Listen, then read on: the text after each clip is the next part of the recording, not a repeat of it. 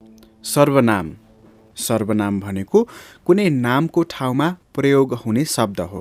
नाम भनेको के हो त भनेर योभन्दा अघिल्लो भिडियोमा मैले बताइसकेको छु। नाम भनेको कुनै पनि व्यक्ति, ठाउँ, चिजलाई जनाउने शब्द नाम हो, अर्थात् संज्ञा हो। र सर्वनाम भनेको कुनै नामको ठाउँमा प्रयोग हुने शब्द सर्वनाम हो। उदाहरणका लागि राम भनेर नाम लिने ठाउँमा ऊ, उसले, उसलाई जस्ता शब्दहरू प्रयोग गरिन्छ। यसरी नामको पुनरावृत्ति नगरिकन नामको सट्टामा प्रयोग गरिने शब्दलाई नै सर्वनाम भनिन्छ। नेपाली व्याकरणमा सर्वनाम भन्नाले नामको सट्टामा प्रयोग गरिने शब्द भनेर बुझ्नु पर्यो। जब हामी कुनै व्यक्तिको नाम वा कुरा बारम्बार दोहोर्याउन चाहँदैनौँ तब त्यस्ता नामको ठाउँमा सर्वनाम प्रयोग गरिन्छ। यसले कुरा गर्न वा लेख्न सजिलो बनाउँछ र वाक्यलाई स्पष्ट र छिटो बनाउन सहयोग गर्छ। उदाहरणको लागि राम किताब पढ्दैछ, रामलाई किताब मनपर्छ। अब यसमा राम किताब पढ्दैछमा राम एकचोटि आयो र अर्को सेन्टेन्समा, अर्को वाक्यमा रामलाई किताब मनपर्छ, फेरि राम नै दोहोरियो। अब यसलाई सर्वनाम प्रयोग गरिसकेपछि राम किताब पढ्दैछ, रामको ठाउँमा उसलाई किताब मनपर्छ, रामको ठाउँमा हामीले उसलाई प्रयोग गर्यौँ र यो सुन्दाखेरि पनि राम्रो सुनियो अनि सजिलो पनि भयो र राम राम भन्दाखेरि अलिकति केही नमिले जस्तो, अर्थात् अलिकति अप्ठ्यारो भए जस्तो पनि अनुभव भएको थियो। त्यो अप्ठ्यारो पनि सजिलो भयो। राम किताब पढ्दैछ, उसलाई किताब मनपर्छ भन्ने शब्दमा। दोस्रो वाक्यमा रामको ठाउँमा हामीले उसलाई अर्थात् सर्वनाम प्रयोग गरियो है। उसलाई भनेको के हो त? उसलाई सर्वनाम भनिन्छ। नामको सट्टामा जे प्रयोग गरिन्छ उसलाई सर्वनाम भनिन्छ। अब सर्वनामका केही उदाहरणहरू पनि छन्। पहिलो पुरुषमा म पर्छ, हामी पर्छ। दोस्रो पुरुषमा तिमी पर्छ, तपाईँ पर्छ, तपाईहरू पर्छ। अब तेस्रो पुरुषमा ऊ, उनी, उसलाई, उनीहरू, यिनीहरू पर्छन्। अब यी कुराहरूलाई थप विस्तृतमा एकछिनमा छलफल गरौँला। यो चाहिँ छोटोमा बुझ्नको लागि सजिलो। अनि यसै गरी सर्वनामको महत्त्व चाहिँ के हो त? सर्वनामले भाषालाई सजिलो, आकर्षक र स्पष्ट बनाउँछ। बारम्बार नाम दोहोर्याएर बोल्दा वा लेख्दा भाषा भारी र अनावश्यक रूपमा लामो हुन्छ। सर्वनाम प्रयोग गर्दा वाक्य छोटो, सरस र बुझ्न सजिलो हुन्छ। उदाहरणको लागि राम विद्यालय गएको थियो, रामले गृह कार्य गर्यो। राम विद्यालय गएको थियो, उसले गृह कार्य गर्यो। माथि राम राम भनेर चाहिँ दुईचोटि दोहोरियो भने तल्लो वाक्यमा चाहिँ राम विद्यालय गएको थियो अनि रामले भन्ने ठाउँमा उसले भन्ने शब्द प्रयोग भयो, जसलाई सर्वनाम भनिन्छ। उसले गृह कार्य गर्यो। सुन्दाखेरि पनि मिठो सुनियो नि त। यसको महत्त्व के हो त? दोहोरोपना हटाउने। एउटै नाम बारम्बार दोहोर्याउन नपर्ने हुँदा भाषा चिटिक्क हुन्छ। जस्तै राम स्कुल गएको छ, राम राम्रो विद्यार्थी हो भन्दा राम स्कुल गएको छ, ऊ राम्रो विद्यार्थी हो भन्नु सजिलो र प्रभावकारी हुन्छ। यसै गरी भाषाको सुगमता। संज्ञाको अर्थात् नामको सट्टामा सर्वनाम प्रयोग गर्दा भाषा सरल र बुझ्न सजिलो हुन्छ। यस्तै राम र सीता बगैँचामा छन्, रामले सीतासँग कुरा गर्यो। यसलाई भन्दा राम र सीता बगैँचामा छन्, उसले उसलाई कुरा गर्यो।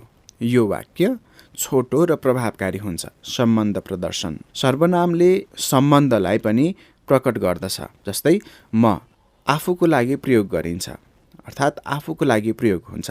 तिमी आम्ने सामने भएका व्यक्तिहरूको लागि प्रयोग गरिन्छ। ऊ अनि उनी अरू व्यक्तिहरूको लागि प्रयोग गरिन्छ। यसै गरी शिष्टता देखाउने। नेपालीमा विभिन्न सर्वनामहरूले आदर भाव वा सम्मान देखाउन सक्छ। उदाहरणका लागि तिमी भन्दा तपाईँ बढी आदरयुक्त हुन्छ। यसै गरी सर्वनामका प्रकार। यसमा पुरुषवाचक सर्वनाम जसले व्यक्तिलाई जनाउँछ, जस्तै म, तपाईँ, ऊ, उनी। यसै गरी प्रश्नवाचक सर्वनाम जसले प्रश्न सोध्न प्रयोग गरिन्छ, जस्तै को, के, कहाँ आदि। यसैगरी सम्बन्धवाचक सर्वनाम सम्बन्ध प्रष्ट गर्ने जस्तै जुन, जसले आदि। अनिश्चयवाचक सर्वनाम निश्चित नहुने व्यक्तिलाई जनाउने जस्तै कोही, केही। निजवाचक सर्वनाम आफैलाई जनाउने जस्तै आफू, आफ्नै। अब सर्वनामको बारेमा विस्तृत रूपमा बुझौँ। सर्वनाम नभए के हुन्छ त? सर्वनाम नभए हरेक वाक्यमा नाम दोहोर्याउनु पर्ने हुन्छ, जसले गर्दा भाषा अप्ठ्यारो र लम्बिने हुन्छ। बारम्बार नाम दोहोर्याउँदा कुराकानी थकाइलाग्दो र जानकारी अत्याधिक लाग्न सक्छ। उदाहरणका लागि, रामले किताब पढ्यो, रामले गृह कार्य गर्यो र राम विद्यालय गयो। अब यसलाई सर्वनाम प्रयोग गर्दाखेरि रामले किताब पढ्यो, उसले गृह कार्य गर्यो, विद्यालय गयो। यसरी सर्वनामले सजिलो बनायो। अब सर्वनामको सही प्रयोग गर्नको लागि केही कुरा ध्यान दिनुपर्ने हुन्छ, जस्तै व्यक्ति र वस्तु अनुसार सर्वनामको चयन गर्ने। जस्तै व्यक्तिको सङ्ख्या, लिङ्ग र दूरी अनुसार सर्वनाम प्रयोग हुन्छ। जस्तै पहिलो पुरुषमा म र हामी पर्छ र बोल्ने व्यक्तिले यसलाई विशेष गरी प्रयोग गर्छ। यसै गरी दोस्रो पुरुषमा तिमी, तपाईँ, तपाईँहरू पर्छ। यो सुनिरहेका व्यक्तिहरूका लागि प्रयोग गरिन्छ। यस्तै गरी तेस्रो पुरुषमा ऊ, उनी, तिनीहरू पर्छ, जुन कुरा गरिएका व्यक्ति वा वस्तुहरूको विषयलाई जनाउन अर्थात् विषयलाई दर्शाउन प्रयोग गरिन्छ। यसै गरी वचन अनुसार पनि सर्वनाम प्रयोग गर्न सकिन्छ। जस्तै एक वचन र बहुवचन फरक हुन्छ। जस्तै एक वचनमा म, जस्तै बहुवचनमा हामी प्रयोग गरिन्छ। यसै गरी एक वचनमा ऊ प्रयोग गरिन्छ भने बहुवचनमा उनीहरू प्रयोग गरिन्छ। यसै गरी दूरी अनुसार पनि सर्वनाम प्रयोग गर्ने तरिका फरक हुन्छ। नजिक र टाढाको आधारमा सर्वनाम फरक हुन्छ। जस्तै यो नजिकको वस्तुमा प्रयोग गरिन्छ भने त्यो टाढाको वस्तुको लागि प्रयोग गरिन्छ। यसै गरी यिनी नजिकका व्यक्तिका लागि प्रयोग हुन्छ भने तिनी टाढाका व्यक्तिका लागि प्रयोग हुन्छ। यसरी औपचारिकता फर्मल भर्सेस इन्फर्मल, औपचारिकता अनुसार पनि सर्वनाम प्रयोग गर्ने तरिका फरक पर्छ। औपचारिक जस्तै आदर गर्नुपर्ने मानिसको लागि प्रयोग गरिन्छ। जस्तै तपाईँ, तपाईँहरू। यसै गरी अनौपचारिक नजिकको वा समान तहको व्यक्तिसँग प्रयोग गरिन्छ। जस्तै तिमी, तिमीहरू। यसै गरी वाक्यको प्रसङ्ग अनुसार पनि सर्वनाम प्रयोग गर्ने तरिका फरक हुन्छ। सही प्रसङ्गमा सही सर्वनाम प्रयोग गर्दा मात्र वाक्यको अर्थ स्पष्ट हुन्छ। उदाहरणको लागि, रामलाई भेटे, ऊ मलाई निकै राम्रो लाग्छ। यहाँ ऊ रामको लागि प्रयोग गरिएको छ। सर्वनाम प्रयोग गर्दा वाक्यमा सही अनुक्रम र व्यक्तिसँग मिलाएर प्रयोग गर्नुपर्छ। जस्तै एक वचन र बहुवचनको ध्यान दिनुपर्छ। ऊ एक वचन र उनीहरू धेरै अर्थात् बहुवचन। यसै गरी पुरुष, स्त्री वा तटस्थ लिङ्ग मिलाएर प्रयोग गर्नुपर्छ। जस्तै उसले, उनले, यसले। यसै गरी व्यक्ति, स्थान वा वस्तुको सन्दर्भ मिलाएर प्रयोग गर्नुपर्छ। यसै गरी सर्वनामका प्रकारहरू पनि छन्। यसलाई सरल भाषामा यसरी बुझ्न सकिन्छ।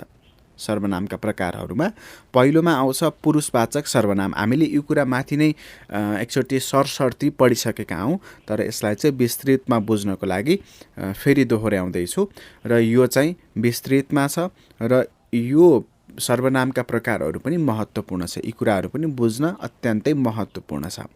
पुरुषवाचक सर्वनाम अर्थात् पर्सनल प्रोनाउन, यो सर्वनाम व्यक्तिलाई जनाउन प्रयोग हुन्छ। जस्तै म, हामी, तिमी, ऊ, उनीहरू आदि। उदाहरणको लागि, म किताब पढ्दैछु, यहाँ मले बोल्ने व्यक्तिलाई जनाउँछ। यसै गरी उनी स्कुल गएकी छिन्, यहाँ उनीले कुनै केटीलाई जनाउँछ। यसै गरी दोस्रोमा छ निजवाचक सर्वनाम, जसलाई रिफ्लेक्सिभ प्रोनाउन भनिन्छ। जब क्रियाको कार्य गर्ने व्यक्ति आफैलाई जनाउँछ तब निजवाचक सर्वनाम प्रयोग गरिन्छ। जस्तै आफै, आफू, आफैले आदि। उदाहरण, उसले आफूलाई सधैँ सही ठान्छ। यसै गरी मैले आफ्नै मेहनतमा विश्वास गर्छु। निजवाचक भनेको चाहिँ आफैलाई जनाउने सर्वनाम निजवाचक सर्वनाम भनेर जान्नुपर्छ।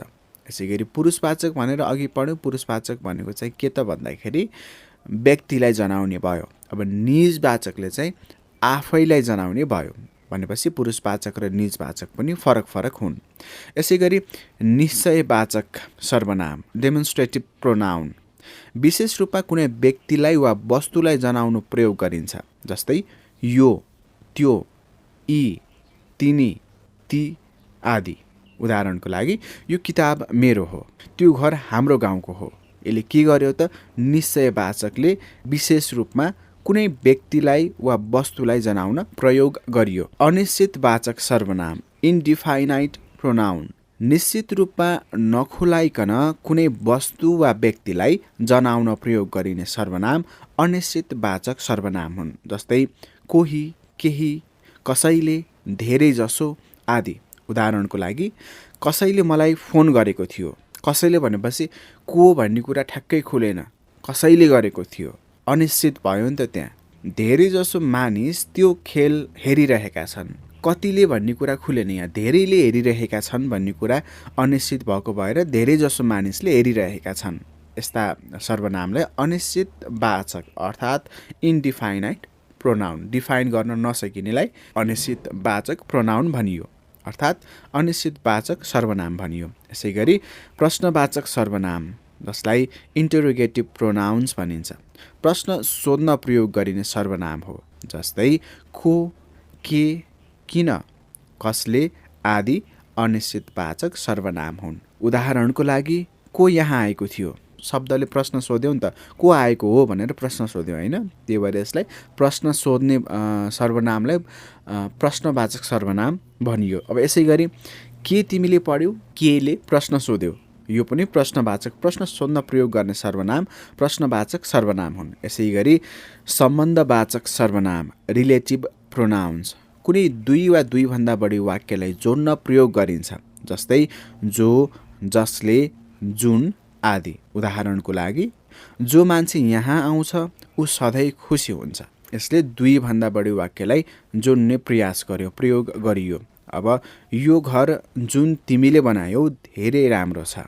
जुनले दुईवटा शब्दको सम्बन्ध बनायो, यसलाई सम्बन्धवाचक सर्वनाम भनियो।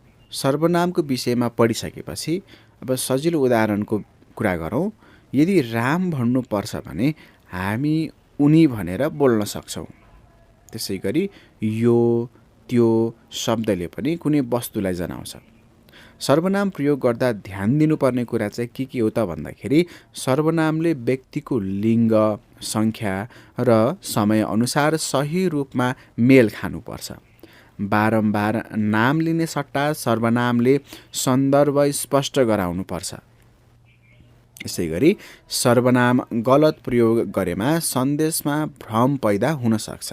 यी कुराहरू ध्यान दिनुपर्छ।